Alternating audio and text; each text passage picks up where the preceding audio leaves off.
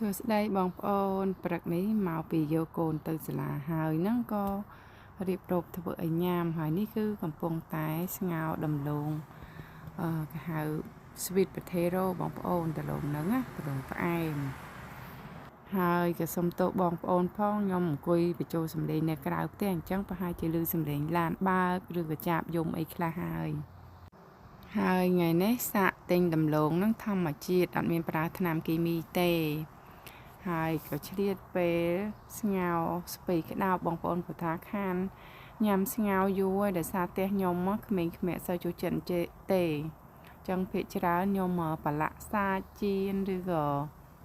ធ្វើអីបែបងាយរបៀបស្លទឹកអញ្ចឹងយូរខ្ញុំញ៉ាំម្ដង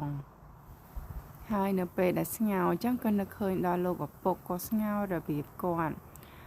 លោកឪពុកខ្ញុំពេលគាត់ស្ងោរអញ្ចឹងគាត់ឆាដូចយើងឆាអញ្ចឹងបងប្អូនយើងពងខ្ទឹមហើយយើងឆាសាច់ហើយថ្ងៃនេះហ្នឹងនឹកឃើញតែឆាហើយខ្ញុំដាក់ស្ពៃក្តោបត្រឡប់ចូលឲ្យរាងចូលជាតិតិចបានខ្ញុំចាក់ទឹកចូលមានអីបងប្អូននេះរួចរាល់ហើយស្ងោរខ្ញុំនិយាយពីថាខានញ៉ាំយូរហើយនិយាយពីថាថ្ងៃហ្នឹងប្រហែលជាយើងអារម្មណ៍ល្អបងប្អូនដល់ចេញលទ្ធផលសម្លយើងឆ្ងាញ់ណាស់